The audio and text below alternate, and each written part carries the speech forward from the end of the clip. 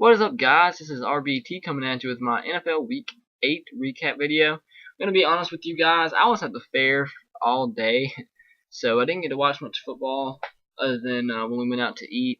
I got to watch a few games when we were eating, but aside from that, I didn't get to watch too much. I don't even know how my fantasy team did, but anyways, I'm going to try to do my best here. I think there's still a game going on, but I just got home about 20 minutes ago, and I have a whole list of things I got to do, and this is one of them, so I'm going to knock this out. Already made my Titans post-game vid, but I'm going to go ahead and knock this video out as well. I think the only game still going on is the Broncos and Saints. Broncos are currently winning 24-7.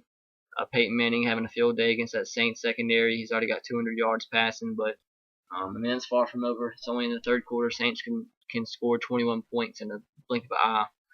But the closest, a really close game coming from almost being an upset is the Bears beat the Panthers 23-22 by a point. Have to overcome a 12-point deficit in the fourth quarter to win this game by a point.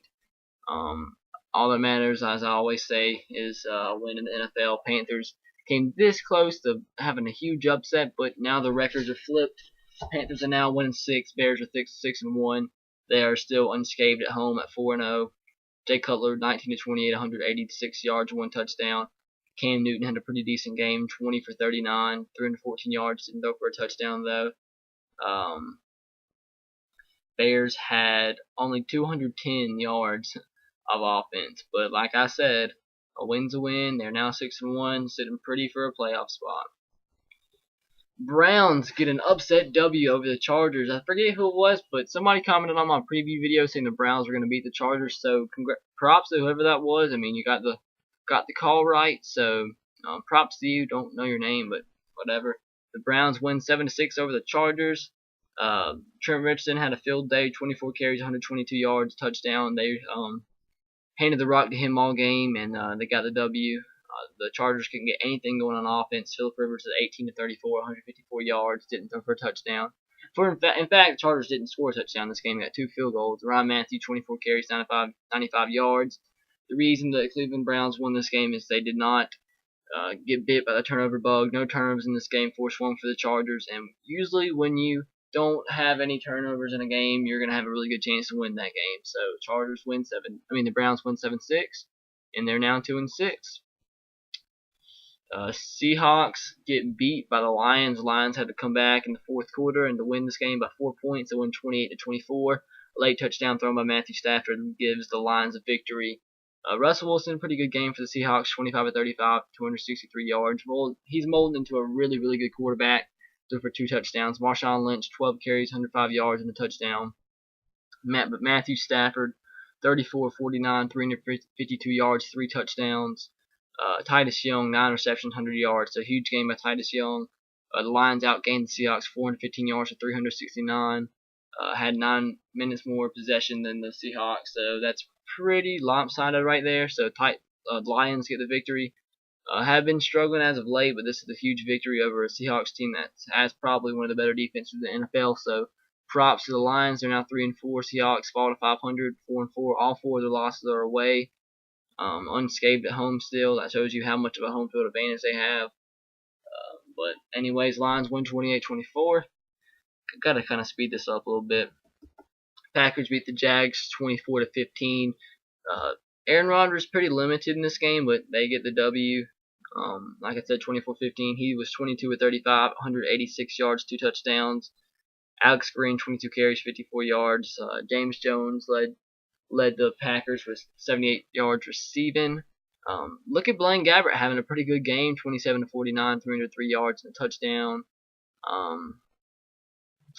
But Jags played the Packers pretty tough, but it's pretty tough to beat the Packers at Lambeau Field. So the Packers win 24-15. Ugly win, but all that matters is a win. They're now 5-3, 3-1 at home, and Packers get their 3rd straight victory in this game. Oh goodness, Titans lose to the Colts in overtime 19-13. Titans had controlled this game to the fourth quarter, and a late touchdown gave the Colts a tie. Got the ball in overtime and scored a touchdown to win. Late touchdown pass to Vic Ballard got the Colts the victory at home. Andrew Luck, pretty good game, 26-38, 297 yards and a touchdown.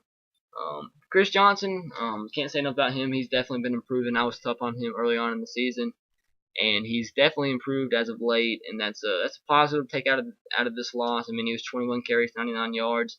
First few games of the season, he had like 30 or 40 rushing yards combined in the first 4 games. And that's ridiculous. But ever since then, he's been playing quite well. So props to him.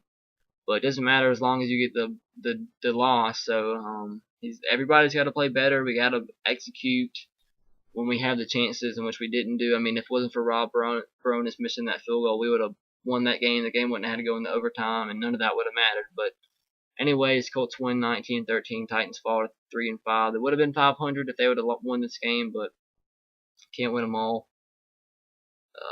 Patriots absolutely demolished the Rams 45-7. Thought this game was going to be a lot closer than this, but Tom Brady throws for 4 touchdowns. It was 23 of 35, 304 yards. Stephon Ridley, huge game, 15 carries, 127 yards and a touchdown. Rob Gronkowski, 8 receptions, 146 yards and 2 touchdowns. Sam Bradford got hurt, and but I think he came back. I remember seeing him go down. It looked pretty serious, but he came back like the next play. I don't know how much that hampered him, but he was 23 of 31, 205 yards. Patriots scored in the first 5 possessions in this game, so that's 35 points off the bat right there. So they just absolutely demolished the Rams, and there's nothing else to say than 45-7 Patriots. Dolphins blow out the Jets 30-9. Matt Moore comes in for Ryan Tannehill, and they just absolutely demolish the Jets. They were just blowing them out from the get-go, 20-0 in the first half. Mark Sanchez, 28 of 54, 283 yards and a touchdown. Reggie Bush, 14 carries, 59 yards. Not a big game, but if you win 39, nothing really matters. The Jets did outgain the Dolphins, 236 to 363, but 39 can't say anything other than that. Jets fall to 3-5. Dolphins improved to 4-3. Falcons remain undefeated on the season. They beat the Eagles 30-17. Matt Ryan, big game, 22 of 29, 262 yards, 3 touchdowns. Rodgers had a few big runs in this game, 8 carries, 60 yards. Julio Jones, huge game, 5 receptions, 123 yards through the air, along with a touchdown.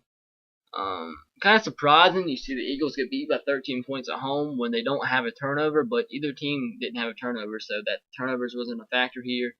Falcons were blowing out the Eagles at halftime. It was 24-7. Eagles try to come back late, but they remain unbeaten. They roll in Philly, and they're now 7-0 on the season. And the Eagles fall to 3-4.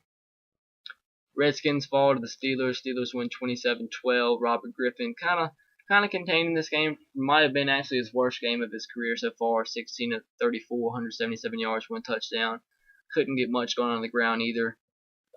Ben Roethlisberger, 24 33, 222 yards, along with 3 touchdowns. Jonathan Dwyer, 17 carries, 107 yards. And the Steelers are now 4-3. Redskins fall to 3-5, and the Steelers win 27-12. Raiders beat the Chiefs 26-16. Carson Palmer, decent game, 14-28, 2 touchdowns, 209 yards. Darren McFadden, pretty big game, 29 carries, 114 yards. Matt Cassel, 20 of 30, 218 yards and a touchdown. The reason the Chiefs lost this game is because they had 4 turnovers. You're not going to win an NFL game when you're -3 in the turnover margin. That's not going to happen. If it happens and you win with a -3 turnover margin, that is absolute pure luck. But anyways, Raiders improved to 3-4. Chiefs fall to an NFL worst 1-6. So there you have it. Giants beat the Cowboys in a pretty close game, 19-24. Cowboys try to come back in the third quarter, but the Giants score 6 points in the fourth quarter to seal the deal. Eli Manning, 15 of 29, 192 yards, no touchdowns. Bradshaw, 22 of 78, 22 carries, 78 yards. Tony Romo, 36 of 62, 437 yards and a touchdown. Felix Jones, 13 carries, only 19 yards and a touchdown. The reason the Cowboys lose this game is 6 turnovers. You're not going to win it just like I said, you're not going to win when your turnover margin's anywhere over or at -3 in an NFL game. It's not going to happen. And when you turn the ball over 6 times, it's just not your day. So the Cowboys fall to 3-4. Giants are now 6-2, and they get the victory over the Cowboys 29-24. Last game, Buccaneers beat the Vikings on Thursday night 36-17. Doug Martin had a huge game, 29 carries, 135 yards with a touchdown. Also had 3 receptions, 79 yards, and a touchdown through the air. Vikings turned the ball over 3 times. Like I just said, if your turnover margin is -3, you're not going to win the game. So Buccaneers improved to 3-4.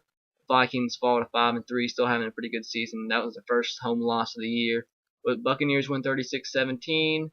Only Monday night game left to go in this week. It's 49ers at the Cardinals. I think I had the 49ers in this game, but we'll see.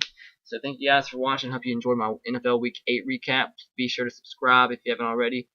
Comment below. Let me know what you thought of the week, and let me know what you thought of the biggest upset of the week was. So thanks for watching. And as always, roll Tide, go Sox, and go Titans. See ya. I'll see you guys later.